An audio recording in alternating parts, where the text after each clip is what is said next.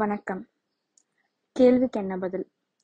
இன்று முதல் உங்கள் சட்ட சந்தேகங்களுக்கு விளக்கமளிக்கத்தான் நாங்கள் இந்த பதிவுகளை போடுகிறோம்.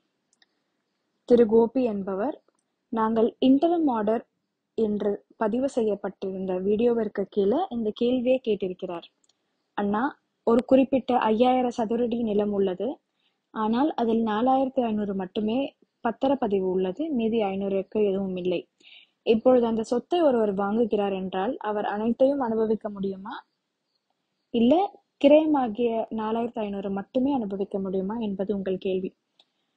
திரு கோபி அவர்களே, உங்க கேள்வியிலேயே பதில் இருக்கு. அதாவது 4500 ஸ்கொயர் ஃபீட், 4500 சதுரடி மட்டும்தான் கிரயமாகிருக்கு, அதாவது பதிவு செய்யப்பட்டிருக்கு. மீதி 500 ஒரு அரசாங்க நிலமாவோ அல்லது வேற யார் பேர்ல இருக்கிற நிலமாவோ அல்லது ஒரு புறம்போக்கு நிலமாகவோ இருக்கும். அப்படி இருக்கும் பட்சத்தில் அந்த இடத்தை ஒருவேளை இப்பொழுது நீங்கள் அனுபவித்துக் கொண்டிருந்தால் அந்த இடத்தின் சொந்தக்காரர் அதை உரிமை கோரும் வரை மட்டுமே உங்களால் அனுபவிக்க முடியும்.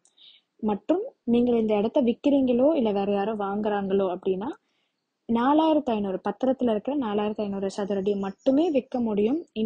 ஒருவரால் வாங்க முடியும், அனுபவிக்கவும் முடியும். மீதி 500 உங்களால் எந்த சூழலிலும் அனுபவிக்க முடியாது.